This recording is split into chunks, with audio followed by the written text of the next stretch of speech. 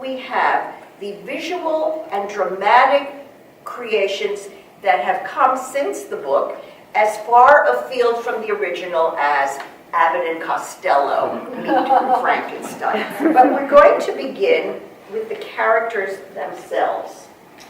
And this is a portrait of the author. In this picture, she's 34, looking extremely demure. The thing that's going on at this time is the beginning of dissecting human cadavers in medical schools. This was new.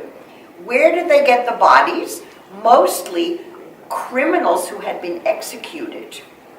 And this is Hogarth. This is not a very respectful treatment of a human body. And of course, when they couldn't get criminal bodies, what do you think they did? Rob. Exactly. They started robbing graves. Here's some more of this.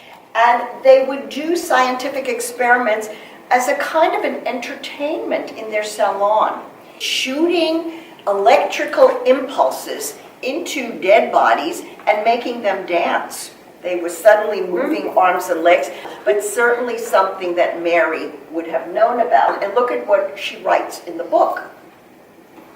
After days and nights of incredible labor and fatigue, I discovered the causes of generation. I became capable myself of bestowing animation upon lifeless things.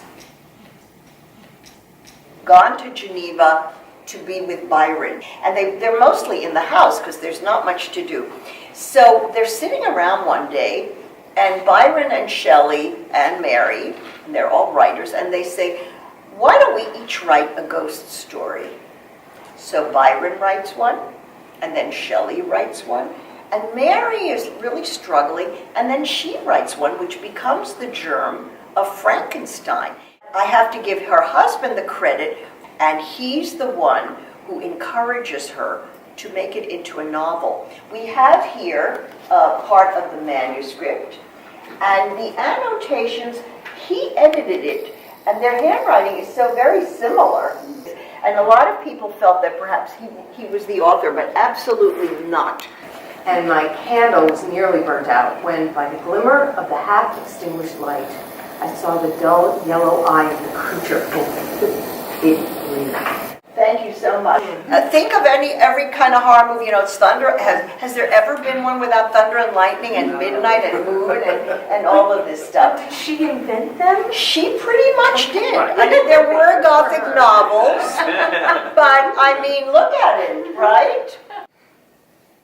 Tell us a little more about the actual genesis of getting the book published. It was published anonymously because if they had known it was a woman, forget about it. Pretty astonishing, don't you think? She was not even 19. And